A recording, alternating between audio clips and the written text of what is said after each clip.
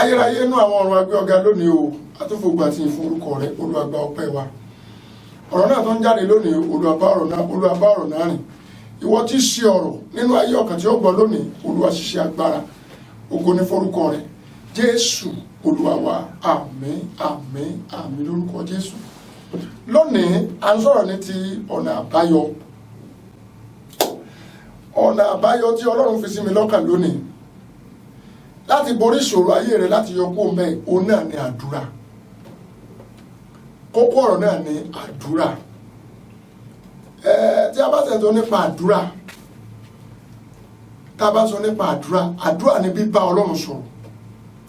Àdúrà ni sísọ ẹ̀dùn ọkàn ẹni fún ọlọ́run. Onírúurú àwọn èèyàn ti ń gba àdúrà. Àwọn èèyàn ń gbàdúrà ní òrìṣà, wọ́n ń gbàdúrà káàkiri. Bẹ́ẹ̀ adúpẹ́ lọ́dọ̀ ọlọ́run.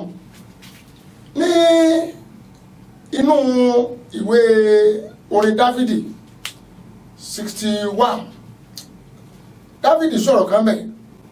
Ó ní pé ẹkún mi ọlọ́run fiyè sí àdúrà mi. Láti òpin ayé wá ni èmi ó kígbe pè ọ́ nígbà tó rí àyà mi fà mí lọ sí àpáta tí ó ga jù mí lọ.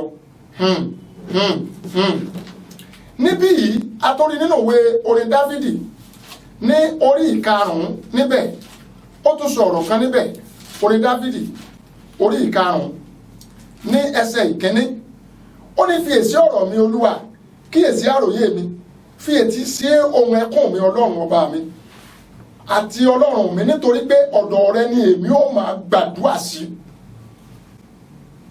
Ọ̀dọ̀ rẹ lèmi ó máa gbàdúrà sí.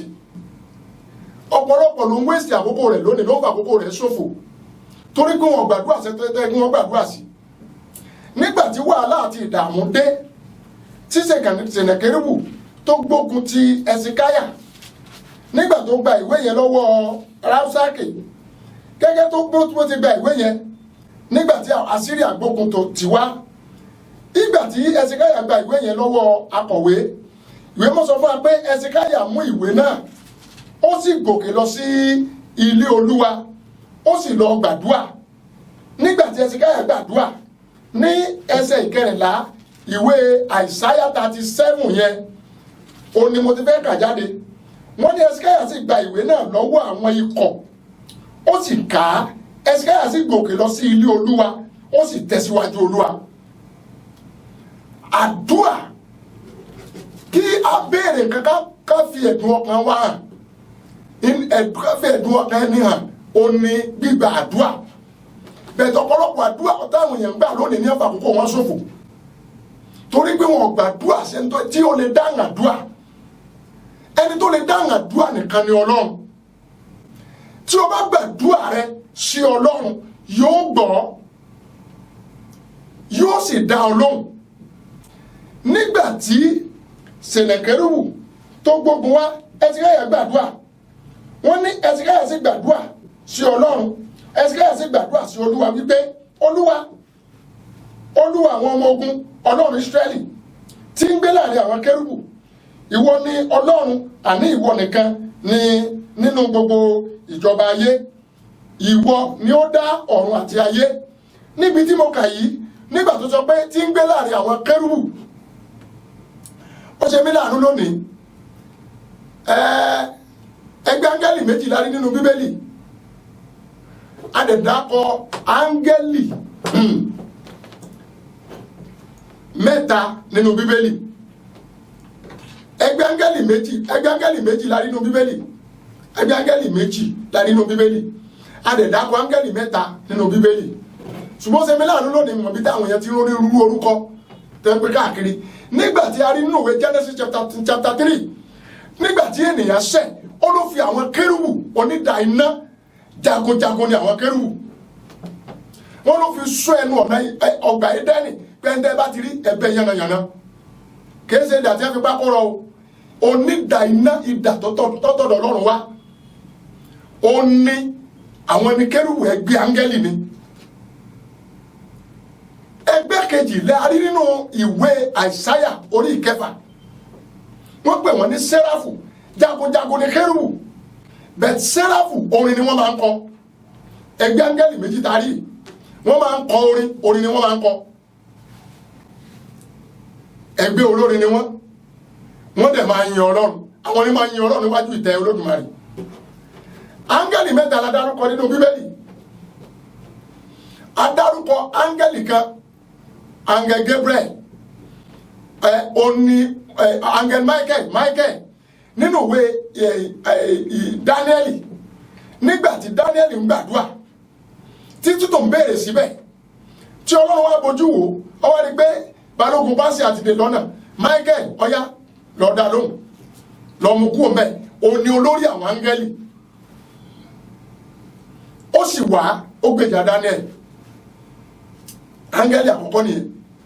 Áńgẹ́lì ẹ̀kejì òun ni áńgẹ́lì aláàánú, áńgẹ́l Gabriel tá a rán sí Màríà nínú ìwé Lúùkù orí ìkíní, tó wá jí sí ayọ̀ fún pé ó bí ọmọ o, áńgẹ́lì aláàánú, áńgẹ́l Gabriel.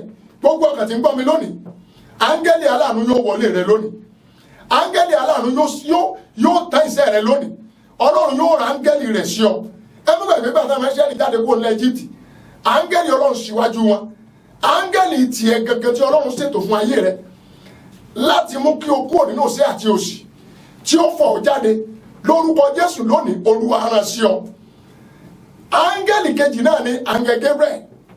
Áńgẹ́lì kẹta àmọ́ orúkọ rẹ̀, ṣùgbọ́n nínú àkíyèsí orúkọ rẹ̀ ó jẹ́ ká mọ̀ wípé Jésù ló farahàn nígbà tí wọ́n fẹ́ bí Sámsónì. So nínú ìwé Onídàájọ́, nígbà tí wọ́n fẹ́ bí, tí áńgẹ́lì yẹn farahàn aya Manoa nígbà tí wọ́n fẹ́ bí Sámsónì, wọ́n fẹ́ bí alágbára ọwọ́ farahàn. Bàbá ọkọ obìnrin yẹn wá dà wípé áńgẹ́lì náà dà, ọwọ́ padà wá. Nígbà tó padà wá, tí áńgẹ́lì yẹn padà wá, nígbà tó wá ṣe ìyanu lójú wọn, ọwọ́ ní ọkọ obìnrin yẹn wá bèrè wípé bàbá Sámsónì wá bèrè pé kí lórúkọ rẹ ká lè mọ̀ ọ́ yìn nígbà tí nǹkan ti bá ṣẹ. Ó ní ẹ wò, ìyanu ni. A dẹ̀ rí pé kò sí ẹni méjì tí ń jẹ́ ìyanu. Bí a ti nù wé Àìsáyà, ó ní àfi ọmọkùnrin fún wa, ó ní ìjọba yóò wà ní èjìká rẹ̀, a sì máa kórúkọ rẹ̀ ní ìyanu. Jésù nìkan náà ní ìyanu tó fara hàn níbẹ̀ yẹn. Áńgẹ́lì mẹ́ta tá a dárúkọ nìyẹn. Jésù náà dẹ̀ ní ìyanu tí a rí níbẹ̀. Àgbo àwọn áńgẹ́lì onírúurú tán pé àwọn áńgẹ́lì kan bẹ tí wọ́n bẹ ṣùṣùgbó, àwọn kan pè é láǹjànú, àwọn kan pè é lónírúurú bẹ́ẹ̀ tí wọ́n fara hàn. So àmì náà náà pè é pè lóògùn, wọn kò ní many things onírúurú òrìṣà òní wọ́n fara hàn. Ṣùgbọ́n áńgẹ́lì ẹgbẹ́ áńgẹ́lì méjì la rí, a lè rí áńgẹ́lì mẹ́ta nínú Bíbélì nípa oore ọ̀fẹ́ Ọlọ́run. Mo ń sọ nípa àdúrà. Agbára ń bẹ nínú àdúrà tí a gbà sí Ọlọ́run. Jésù Olúwa gbàdúrà. Àdúrà ní bíbá Ọlọ́run sọ̀rọ̀, títú ẹ̀dùn ọkàn ẹni níwájú Ọlọ́run. Ọlọ́run dẹ̀ ṣèlérí nípa àdúrà fóun ọgbọ̀n tó bá gbà. Nínú ìwé Matthew chapter 7:7, ó ní ẹ béèrè ẹ ó rí, ẹ wá kiri ẹ ó rí, ẹ kàkùn ẹ béèrè ẹ ó rí gbà, ẹ wá kiri ẹ ó sì rí, ẹ kàkùn a ó sì sílẹ̀ fún yín. Ọlọ́run ṣe ìlérí kan nínú ìwé Àìsáyà 65:24, ó tí ìgbà ló ní ọgbà. Verse 24, ẹgbọ́n nǹkan tó wí mẹ́. Ǹjọ́ jẹ́ mọ̀ pé Ọlọ́run kò sáláì ka ọ̀rọ̀ rẹ̀ sí ní verse 24 nínú ìwé Isaiah chapter 65 verse 24. Gbọ́n tó sọ, ó ní yóò sì ṣe pé kí wọn kí ó tó pè, èmi ó dáhùn, àti bí wọ́n bá sì ti ń sọ̀rọ̀ lọ́wọ́, èmi ó gbọ́. Wọ́n á gbọ́ nǹkan tí bàbá Jésù Olúwa sọ nínú ìwé Mark, jẹ́ àgbọ̀n tó sọ mẹ́, Mark 11:22. Ẹgbọ́n kan tí Jésù Olúwa sọ nípa àdúrà, tí Jésù Olúwa sọ nípa àdúrà nítorí àkókò mi. Jésù Olúwa sọ pé ẹ ní ìgbàgbọ́ sí Ọlọ́run. Ó ní ohun tí ẹ bá béèrè nígbà tí ẹ bá ń gbàdúrà, ẹ gbàgbọ́ pé ẹ ti rí wọn gbà, yóò sì rí bẹ́ẹ̀. Jésù Olúwa ló sọ ọ̀rọ̀ yìí. Ìyẹn ni pé ó sọ pé ká ṣe kí ni, ká gbàgbọ́. Ẹ gbàgbọ́ pé ohun tí ẹ bá béèrè, ó ní ẹ ní ìgbàgbọ́ sí Ọlọ́run. Jésù dáhùn sí ìfipún ẹ pé ẹ ní ìgbàgbọ́ sí Ọlọ́run. Lóòótọ́ ni mo wí fún yín, ẹnikẹ́ni tí ó bá wí fún òkè ńlá pé kó sídìí, yóò sídìí bọ́ sínú òkun tí kò bá ṣiyèméjì ní ọkàn rẹ̀. Ṣùgbọ́n bí ó bá gbàgbọ́ pé ohun tí òun wí yóò rí bẹ́ẹ̀, ó nítorí náà mo wí fún yín ohunkóhun tí ẹ bá tọrọ nígbà tí ẹ bá ń gbàdúrà ẹ gbàgbọ́ pé ẹ ti rí wọn gbà ó ní yóò sì rí bẹ́ẹ̀